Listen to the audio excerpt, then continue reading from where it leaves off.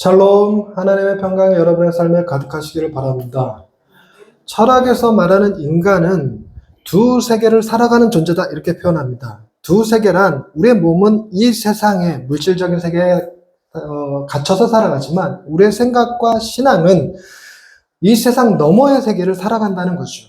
그래서 철학자들은 이 세계가 본질이냐, 이 세상 너머의 세계가 본질이냐, 이 세상은 그 본질의 구현이냐 아니면 우리가 보는 것이 전부냐 이런 논쟁들을 하면서 살았습니다. 분명한 것은 우리에게는 지금의 세계와 다른 또 다른 세계가 존재할 거라는 믿음이죠. 그것이 가끔 우리는 어떤 형태로 나타나면 꿈의 형태로 나타나기도 해서 꿈의 세계가 다르다 얘기합니다. 저도 살면서 참 다른 세상이다 이렇게 느끼는 게 있는데 이번에 차를 바꾸면서 그걸 느꼈어요. 크루즈가 있는 세상 너무 좋습니다. 그냥 속도 딱 정해놓고 가면 안 밟아도 지가 알아서 가는 세상. 와, 또 다른 세상이 있구나 이렇게 느끼죠. 어떤 목사님은 식당에 가서 써있는 금연 안내판 그 사진을 찍어서 이렇게 올리셨습니다. 거기에 100세 이상이신 분들만 흡연 가능 이렇게 써 있었거든요. 그랬더니 그 사진 걸어놓고 와, 100살이 넘으면 또 다른 세상이 펼쳐진다는 걸 알게 되었다 이렇게 얘기하죠. 우리가 이 세상 살아가면서도 그렇게 다양한 세상들에 대한 이야기를 하는데 죽음 이후의 세상은 어떨까요? 죽음 이후의 세상이 존재할까요? 존재하지 않을까요? 이것은 우리가 영원의 세계가 있다라고 믿느냐 믿지 않느냐로도 설명되어질 수 있습니다. 사람의 삶의 태도라는 게 여기에서 굉장히 많은 영향을 받습니다. 영원의 세상이 있다고 생각하는 사람과 없다고 생각하는 사람들의 삶의 라이프 스타일, 자세들은 굉장히 달라요. 예를 들어서 영원의 삶이 있다고 생각하는 사람들은 그곳에서 누릴 수 있는 것을 이 세상에서 못 누려갖고 안달하지 않습니다. 조금 가난해도, 조금 못 먹어도, 조금 좋은 차를 타지 못하더라도 더 좋은 것이, 가장 완벽한 것이 그곳에 있을 거라고 믿죠. 뿐만 아니라 그곳에서는 심판하시는 이가 있을 거라고 믿습니다. 그래서 우리가 이 땅에 살면서 죄를 범하면 하나님께서 이 땅에서는 아무도 모르고 아무에게도 영향을 주지 않았고 아무에게도 완전 범죄를 했을지 몰라도 하나님에게만큼은 아닐 거라고 생각하죠. 그래서 우리는 이 땅에 살면서 영원 이후의 세상을 통치하실 거라고 믿는 심판하시는 이에 대한 두려움을 갖고 살아갑니다. 그것이 우리는 하나님이라고 믿고 어떤 사람들은 염라대왕이라고 믿고 살아가죠. 그것이 이 땅의 삶을 도덕적으로 만들어주기도 합니다. 뿐만 아니라 복수할 수 있는데 복수하지 않는 것. 신께서 친히 영원한 세상 속에서 복수하실 것을 믿기 때문이죠. 그러나 그 영원의 세상이 없다고 생각하는 사람들은 어떨까요? 그런 사람들은요. 이곳 세상에서 누리지 못하면 아예 누리지 못하고 생각하니까 다른 사람들을 억압해서라도 속여 빼앗더라도 내가 누려야 되는 거예요. 가져야 되는 거죠. 억울한 일 당하면 대를 거쳐서 물려주더라도 반드시 복수해서 저 가족을 멸문지화시켜야 된다 생각하기도 합니다. 그만큼 심판도 그렇고 축복도 그렇고 이 세대에서 내가 하지 않으면 못한다고 생각하고 살아가기 때문에 세상이 강팍해져 갈 수밖에 없고 세상이 악으로 가득 찰 수밖에 없죠. 그래서 영혼을 바라보며 살아가는 삶 매우 중요한 삶입니다. 근데 문제는 그 영원한 세상이 있다 없다라고 하는 것, 그리고 그곳에는 심판하시는 이가 있고 놀랍도록 좋은 것들이 가득하다라는 것도 있지만 문제는 그 영원의 세상에 대한 우리의 소망이 확실하냐는 겁니다. 확실하냐. 오늘 본문의 말씀은 우리의 이 마음의 확실함에 도움을 줄 만한 귀한 말씀들입니다. 두 가지 얘기가 섞여 있어요. 스스로 자라나는 씨에 대한 이야기와 겨자씨에 대한 이야기입니다. 스스로 자라나는 씨는 신비에 가까운 표현이에요. 심었는데 밤낮 자고 일어난 중에 어느새 모르게 자라고 있습니다. 우리 아이들 자라는 거 보세요. 정말 어느 순간 이렇게 자랐지? 오랜만에 이웃에서 목사님께서 뭔 일로 오셨는지 모르지만 오셔갖고 놀랄 겁니다. 딸은 알아보겠는데 야, 남자애는 누굽니까? 제 아들입니다. 이렇게 몰라보게 커버렸어요. 그러나 우리는 어떨까요? 우리는 부모들은 맨날 똑같은 것 같은 거죠. 맨날 똑같은 것 같아요. 근데 어릴 적 사진을 보면 확실히 놀랍기도 하고 우리 딸은 그대로 원형 그대로 가고 있고 그렇긴 한데 어쨌든 이렇게 잘합니다. 생각도 잘하고 믿음도 잘하고 판단력도 잘하고 잘해요. 신비에 가깝죠. 바로 그와 비슷하게 얘기해놨습니다. 그리고 또 하나가 겨자씨에 대한 이야기를 했어요. 겨자씨가 왜 꼭 겨자씨냐 때 작기 때문에 그렇습니다. 씨앗들 중에 가장 작은 게 겨자씨래요. 근데 그보다 더 작은 게 있긴 해요. 뭐 반발심이 일어나면 이런 겁니다. 좁쌀이 더 작을 것 같은데 이런 생각하거든요. 겨자씨가 쌀 알의 4분의 1 크기 정도 된다고 그래요. 그러니까 굉장히 작은 씨앗을 상징하는 거기도 하지만 겨자씨는 약간 무슨 생각도 갖게 만드냐면 사람들에게 외면받기 딱 좋은 식물처럼 여겨지기도 해요. 겨자씨가 그때 당시에 그렇게 사람들이 그렇게 좋아하는 건 아니었다고 그래요. 그래서 이 겨자씨에 비유된 천국이 사람들한테 외면당하고 무시당하고 조그마하게 뭐 하겠사지만 결국 그가 잘하면 새들도 와서 깃들일 수 있을 만큼 잘한다. 엄청난 성장이고 어마어마한 성장이죠. 바로 이런 이야기를 담고 있는 것이 오늘 본문의 이야기입니다. 그러면서 마지막에 예수님께서 비유가 아니면 말씀하지 않으셨다고 그러는데 여러분 솔직히 비유 아니면 우리 아예 알아듣지 못합니다. 아예 알아듣지 못해요. 그러니까 우리가 경험하지 않은 것을 직접적으로 얘기하면 영어 쓰지 말아야 되는 걸 직접적으로 얘기하면 그 개념 자체가 우리 머릿속에 없기 때문에 아예 설명할 길이 없어요. 그런데 우리가 경험한 것들을 가지고 그 비슷한 것들을 찾아서 그 비슷한 것들을 상상하게끔 하고 연상하게끔 만들면 그나마 조금 이해할 수 있습니다. 근데 그 과정에서 약간 왜곡될 수도 있고 문제의 소지도 있기는 해요. 그렇기 때문에 제자들과 함께 있을 때 그 뜻을 따로 풀어서 설명해 줬습니다. 근데 저같이 이제 성경을 보는 사람들 입장에서는 이게 약간 불만이긴 해요. 제자들에게 풀어서 설명한 내용을 써줘야 될 거 아니에요. 그냥 풀어서 설명하셨다, 이렇게 해석하셨다, 이러고만 끝나면 어떡하냐고. 그럼 우리는 어떻게 해요? 그럼 어쩔 수 없이 우리는 우리가 가진 지식적 한계 혹은 믿음이나 상황, 현실의 환경에 사로잡혀서 이 본문이 여러 각도로 재해석되어질 수밖에 없습니다. 그래서 신학자들도 스스로 자라나는 씨, 겨자씨 비유를 가지고 각각 자기의 주장들을 합니다. 일관성이 여기서 왜 나오지? 논리성이 다 논리적이에요. 그래서 설명을 들으면 서로 다른 주장을 하고 있는 것 같지만 이 사람 얘기 들으면 이 사람 말이 맞고 저 사람 얘기 들으면 저 사람 말이 맞는 것 같이 느껴지기도 해요. 저 역시 말씀을 보면서 10대 때 읽은 이 말씀과 20대 때 읽은 말씀 그리고 지금 여러분들한테 설교하기 위해서 어제 읽었던 말씀 또 다르게 해석되어집니다. 그래서 오늘은 제가 어저께 말씀을 읽으면서 설교를 준비하면서 제가 토요일날 설교 준비해요. 어떤 분은 월요일부터 한다는데 전 토요일날 합니다. 토요일날 어제 설교 준비를 하면서 받았던 은혜를 중심으로 여러분한테 나누고자 합니다. 여러분 스스로 자라나는 씨에 대한 이야기부터 다시 읽어보겠습니다. 26절입니다. 또 이르시되 하나님의 나라는 사람이 씨를 땅에 뿌린 것 같으니 그가 밤낮 자고 깨고 하는 중에 씨가 나서 자라되 어떻게 그리 되는지를 알지 못하느니라. 땅이 스스로 열매를 맺되 처음에는 싹이요 다음에는 이삭이요 그 다음에는 이삭에 충실한 곡식이라. 열매가 익으면 곧 낯을 대나니 이는 추수 때가 이르렀습니다. 여러분 이 씨를 뿌린 자는 도대체 누구고 자라게 하는 이는 도대체 누구일까요? 여러분 이 과정에서 씨를 뿌린 이도 하나님이시고 자라나게 하시는 이도 하나님이라는 사실에 아멘하실 수 있나요? 자 물어보겠습니다. 씨를 뿌린 이는 하나님이라고 믿으시나요? 자라나게 하시는 이도 역시 하나님이라고 믿으시나요? 그럼 거기서도 출발하는 건 뭐냐면 하나님은 실수하지 않으실 거라고 믿으시나요? 하나님은 실패하지 않을 것이라고 믿으시나요? 하나님은 포기하지 않으실 것이라고 믿으시나요? 그럼 우리는 뭘 믿어야 되냐면 천국이 우리 눈에 성장하는 것 같아 보이지 않고 달리 변하는 것 같아 보이지 않고 맨날 우리가 사는 삶이 똑같아 보이고 내 믿음도 여전히 비슷해 보여도 잘하고 있다는 거예요. 우리가 바라봐야 될 것은 씨를 뿌리신 이도 자라게 하시는 이도 우리가 상상할 수 있는 것보다 더 위대한 능력과 지혜를 가지신 분이라서 실수나 실패나 포기가 없으신 분이기 때문에 명확하게 열매를 맺을 것이고 곡식을 맺을 것이라는 사실입니다. 전 이게 굉장히 좋아요. 곡식을 맺을 거예요. 열매를 맺을 거예요. 우리의 모습을 보면 도대체 열매가 있을까? 언제쯤 열매를 맺을 수 있을까? 맺기는 할까? 이런 고민하게 마련이거든요. 그런데 우리를 양육하시고 돌보시고 우리에게 가지치기 하시는 그 하나님이 어떤 분이냐면 가장 퍼펙트하고 명확하며 정확한 하나님. 퍼펙트도 영어지.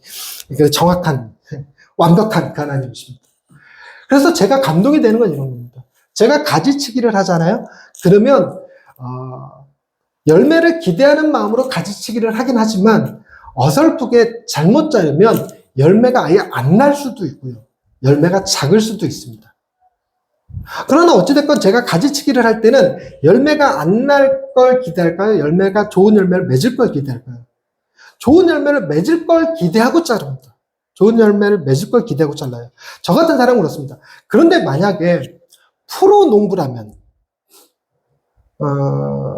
이거 표준어래요. 개 프로 농부라면. 이거 욕 아니래요. 우리 딸이 국어 교육과 다니는 딸이 확인시켜줬어요. 이거 표준어야. 그렇게 했어요. 개 프로 농부라면 이걸 자를 때 기대하고 자르는가요? 아니면 이걸 자르면 여기서 좋은 열매가 날까? 아는 건가요? 아는 거예요. 기대하는 게 아니라 보면서 여기 잘라줘야 나, 여기 잘라줘야 나 이렇게 얘기한다는 거예요. 그러니까 그 농부들은 이해할 수는 없지만 나무가지를 딱 보면서 열매가 보여요. 이렇게 열매가 보이는데 그 열매가 자라기에 불필요한 것들을 이렇게 딱딱 잘라주는 거예요. 불필요한 것들. 방해가 될 만한 것들. 하나님은 어떠실까요? 하나님은 개 프로 농부의 몇 배쯤 훌륭한 농부실까요? 거의 완벽한 농부시죠. 완벽한 농부라서 그분은 지금 가지치기를 할 때 열매를 기대한다? 그러면 신성모독의 표현입니다. 그러면 열매를 기대하시는 게 아니에요. 기대하시는 게 아니에요. 날지도 안 날지도 모르는데 자르겠다 그런 얘기 아닙니다. 하나님은 분명히 열매를 보고 계셔요. 보고 계셔서 이 열매가 탐스럽게 좋게 맺혀지기 위하여 가지를 딱 친다는 겁니다. 그래서 하나님은 지금 우리가 열매를 맺고 있지 않지만, 열매가 전혀 없지만 우리는 열매 맺을 것 같은 씨도 우리 안에서 발견할 수 없고 순도 보이지 않지만 하나님은 보면서 너무 기뻐하시는 거예요. 열매가 맺히는 모습을 이미 보고 계시기 때문에. 이미 보고 계시기 때문에. 그래서 우리가 잘못을 하고 문제를 일으키고 우리의 성장을 방해하는 요소들이 만났을 때 하나님이 다양한 방식으로, 말씀으로, 사람으로, 고통으로, 혹은 여러 가지 시험들로 우리의 가지치기를 할 때 하나님이 굉장히 기뻐하신다는 거예요. 되게 신나는 모습으로 딱 자르고, 와, 열매 맺을 거예요. 딱 자르고 열매 맺을 거예요. 그런데 하나님이 우리에게 보고 싶어 하는 열매가 정확히 뭔지는 모르지만, 한 가지 분명한 걸 제가 느끼는 게 있습니다. 그거는 하나님께서 분명히 하실 것을 믿으면 참는 게 좀 편해요. 인내하는 게 조금 편해요. 내가 아직 열매가 없고 딱히 천국이 보이지 않고 세상이 변하는 것 다 보이지 않아도 참는 건 조금 편해져요. 기대할 수 있습니다. 그분은 분명히 완벽하게 해내실 것이기 때문에, 그분이 직접 이 땅에 임하시는 날에는 완벽한 나라가 될 것을 믿기 때문에 기다리는데 조금 도움이 돼요. 그런데 놀랍게도요, 이 기다림, 인내가 하나님이 우리에게 보고 싶어 하시는 열매 중에 하나라는 사실입니다. 그리고 인내는요, 다른 열매들, 우리 안에서 또 다른 열매들을 맺게 하는데 가장 기본적인 토양이 되기도 합니다. 그래서 인내의 열매가 없이 다른 열매가 잘 맺혀지지 않습니다. 사랑도 마찬가지고 충성도 마찬가지고 인내가 먼저 선행돼야 돼요. 근데 그 인내를 우리 혼자 버티라고 하지 않냐고, 하나님께서 명확하게 약속하시고 주시는 말씀이죠. 그렇기 때문에 우리는 단순히 천국을 막연하게 사모하고 그 천국에 가려고 길을 쓰는 게 아니라 기다리세요. 하나님이 완벽하게 해내십니다. 하나님이 명확하게 해내십니다. 우리는 그 하나님을 믿음으로써 참는 자들, 인내하는 사람들이 되실 수 있기를 바랍니다. 그래서 사랑을 우리는 이렇게 표현합니다. 용기다. 따라서 합니다. 사랑은 용기다. 사랑은 용기입니다. 용서하고 기다리는 거거든요. 용서하고 기다리는 거예요. 우리가 용서는 종종 해도 기다리지 못해요. 그렇게 해도 왜 안 변하니? 지난번에 한번 용서해줬는데 또 이러죠. 70번씩 7번 근처도 못 갑니다. 우리에게 필요한 건 기다림이 함께 있어야 돼요. 그게 사랑의 완성입니다. 주님이 우리를 사랑하여 주셨습니다. 뭐 하셨다는 얘기예요? 용서하셨고 우리를 기다리고 계시다. 우리에게 열매가 맺혀질 순간을 지금 열매가 있는 것처럼 바라보시며 기뻐하시면서 기다려주시죠. 하나님의 기 차분심이 우리에게도 놀랍도록 이루어집니다. 그러면요, 인내는요, 기다림은요, 하나님의 성품이고 동시에 우리에게도 하나님의 성품을 닮아가게 하는 놀라운 역사가 일어나죠. 그래서 천국이요, 기다리는 자들에게 주어지는 축복입니다. 또 기다리는 것, 저와 여러분은 기다리는 거 잘 하시나요? 잘 못합니다. 특히나 이 성질 급하신 분들 몇 분 계시죠, 여기. 조급하신 분들. 예. 하나님께서 함께 해주셨기에 지금 이 정도지, 안 그랬으면 벌써 뭔가 일을 쳐도 쳤을 것 같은. 네. 근데 두 번째 비유는 제게 더 큰 감동이에요. 겨자씨 비유입니다. 작은 것인데 결국엔 자라서 새들이 와서 깃들이만큼 된다고. 새들이 와서 깃들이만큼. 예전에는 이걸 어떻게 생각했냐면 천국이 작아 보여도 결국에는 새들이 와서 깃들일 만큼 커진다. 어마어마하게 커진다. 이런 제가 읽은 자료 중에 겨자씨가 2m까지 자란다 뭐 이런 얘기도 있는데 과연 진짜 그럴는지 모르겠는데 엄청나게 자란대요. 본 적이 없어갖고 내가. 그랬는데 그러면 새들이 와서 깃들일 만큼 되면 여러분 제가 천국이 되는 게 좋겠습니까? 남편이나 아내가 천국이 되는 게 좋겠습니까? 여러분은 새들이 와서 깃들이는 게 좋습니까? 여러분들이 가서 깃들일 만한 곳이 있었으면 좋겠습니까? 제가 그 전에 그렇게 했어요. 내가 겨자씨가 되어서 천국이 내 안에서 맺혀지면 난 피곤할 것 같은 거죠. 그래서 아니 다른 사람들이 막 열매 맺어서 내가 여기 가서도 쉴 수 있고 저기 가서도 쉴 수 있고 그렇게 되면 좋을까 이런 생각을 해본 적이 있기는 해요. 또 오늘 본문은 좀 다르게 보였습니다. 어떻게 보였냐면요. 여러분 이 겨자씨라는 게요. 이 겨자씨가 텐트 안에 들어있으면 그 텐트 안에서 겨자씨 찾기가 쉬울까요? 어려울까요? 어렵습니다. 어려워요. 겨자씨가 너무 작아서 사실 쌀알도 텐트 안에 하나 들어있으면 찾기 힘들거든요. 그래서 어떤 사람은 그냥 없어 이래버리기도 합니다. 없어. 아무리 찾아도 안 보이는 거죠. 그런데 그 겨자씨가 믿음을 만약에 상징하는 거라 치고 그 겨자씨만한 믿음이 내 안에 있다면, 우리의 마음에 있다면, 우리의 마음은 욕심이 저 무적행과 같이 깊고 우리의 욕심이 저 우주를 넘어설 만큼 광활하거든요. 그 가운데 겨자씨 하나를 있으면 여러분 그게 찾아질까요? 있다고 나는 느낄까요? 전혀 그렇지 않습니다. 아마도 명백하게 우리는 뭐 할 가능성이 크냐면 난 믿음 없는 사람이야. 저 사람은 믿음 없는 사람이야. 이러고 말하기가 너무너무 쉬운 크기가 이 겨자씨만한 거예요. 정말 작아서 있는지 없는지 모르겠어요. 있는지 없는지. 그래서 이런 생각을 하는 거예요. 여러분 예수님이 인류 역사에 분명히 오셨다가 십자가를 지시고 죽으시고 부활하는 사실을 믿으십니까? 근데 이 믿는다라고 말할 때 내가 내 힘으로 믿는다가 아니라 그 사실이 부정이 잘 안 돼 하는 정도예요.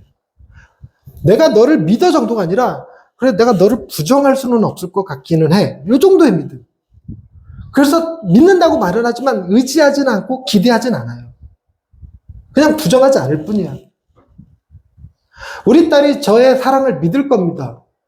믿어요. 그래서 잘못을 하거나 힘든 일이 있거나 그랬을 때 아빠한테 와서 얘기하고 위로받고 아빠의 도움을 청하죠.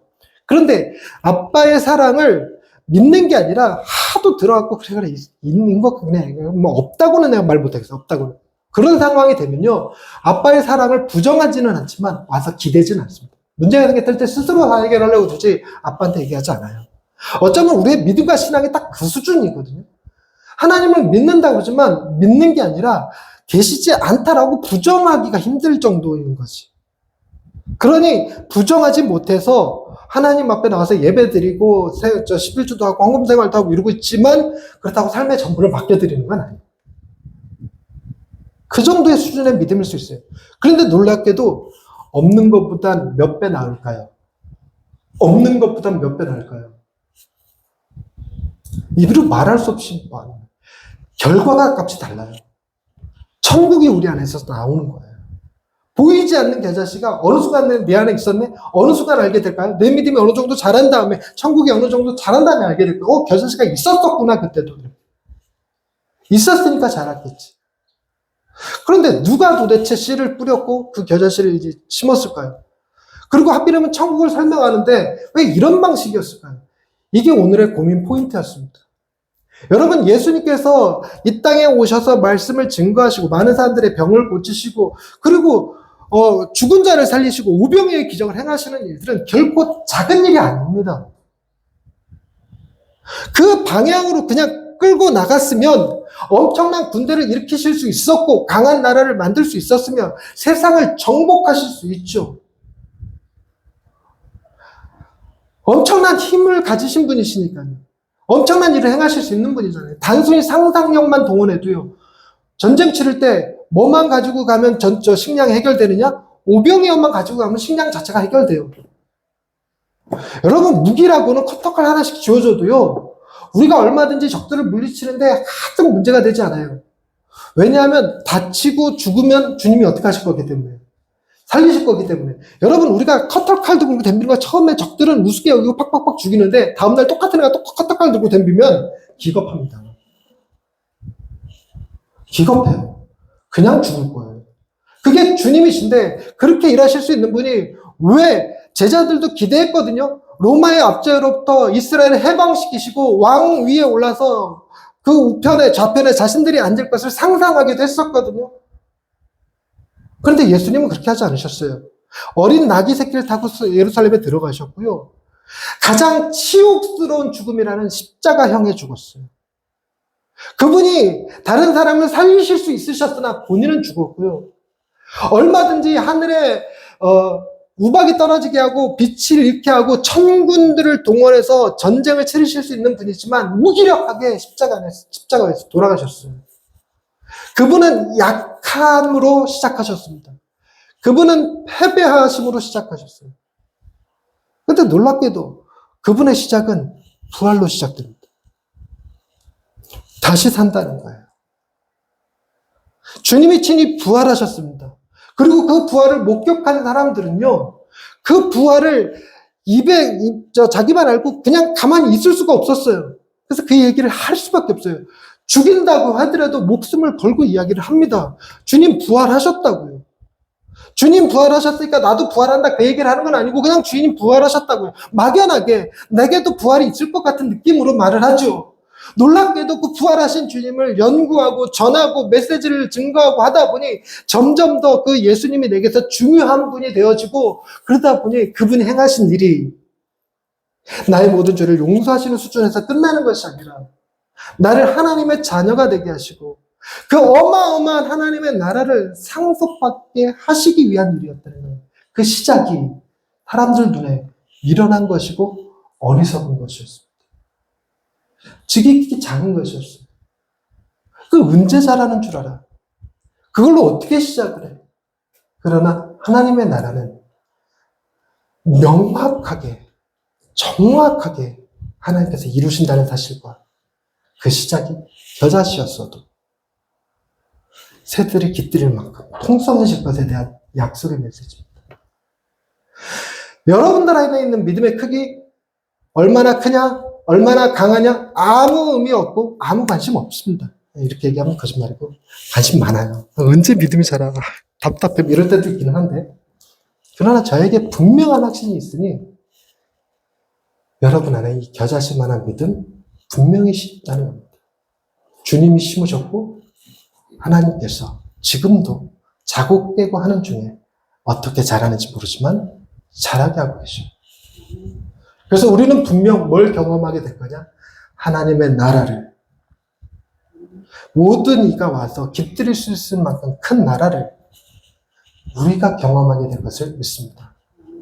결국 하나님은 지금 여러분들 마음에 천국을 시작하셨습니다. 기도하십시다.